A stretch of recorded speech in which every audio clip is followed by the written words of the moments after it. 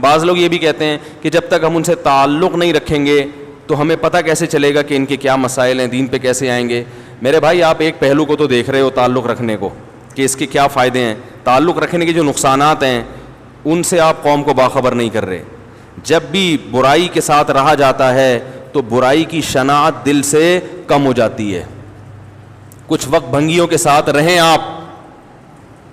لوگ بچوں کو روکتے ہیں نا, بھائی فلاں کے ساتھ مت گھومو, فلاں کے ساتھ چرسیوں کے ساتھ مت بیٹھو, کیونکہ ہم اگر چرسیوں کے قریب نہیں رہیں گے, یہ بھی انجینئر صاحب نے دلیل دی ہے کہ ہم اگر ان کے ساتھ رہیں گے نہیں تو ہمیں کیسے پتہ چلے گا, تو ہم ان کو قریب کیسے کریں گے. تو ٹھیک ہے اپنے بچوں کو یا نوجوانوں کو چرسیوں کے ساتھ بھی بٹھایا کریں, ہیروئنسوں کے ساتھ بھی بٹھایا کریں. ماں باپ روکتے ہیں نا اس لیے کہ اس میں جہاں یہ پہلو ہے کہ ان کا کلچر سمجھے گا, وہاں اس کا بھی ڈر ہے کہ یہ کہیں ویسا ہی نہ ہو جائے. ورنہ کم از کم حدیث میں مثال دی ہے کتنی بہترین, عطر فروش کی مثال اور بھٹی والے کی مثال, کہ جو بری صحبت اختیار کرتا ہے اس پہ برے اثرات آتے ہیں. عطر فروشوں کے ساتھ رہو گے تو خوشبو کے اثرات آئیں گے. تو قادیانیوں کے ساتھ دوستی رکھو گے, آپ کے دل میں ختم نبوت کے عقیدے کی اہمیت لاشعوری طور پر کم ہو جائے گی. اس کا آنا یقینی نہیں ہے کہ آئے گا کہ نہیں آئے گا. مسلمانوں کا عقیدے کا متزلزل ہونے کا خطرہ ہے.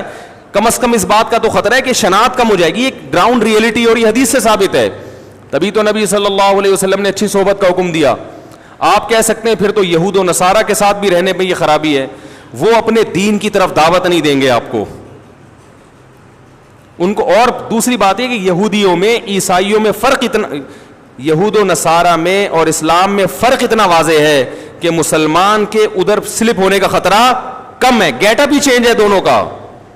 جبکہ قادیانی کا میں نے کہا کہ وہ وہی کوٹ سوٹ پہن کر آیا ہے, وہی گیٹ اپ اختیار کر کے آیا جو مسلمان کا ہے. تو اس دھوکے کی وجہ سے یہاں سے وہاں سلپ ہونے کا خطرہ زیادہ ہے.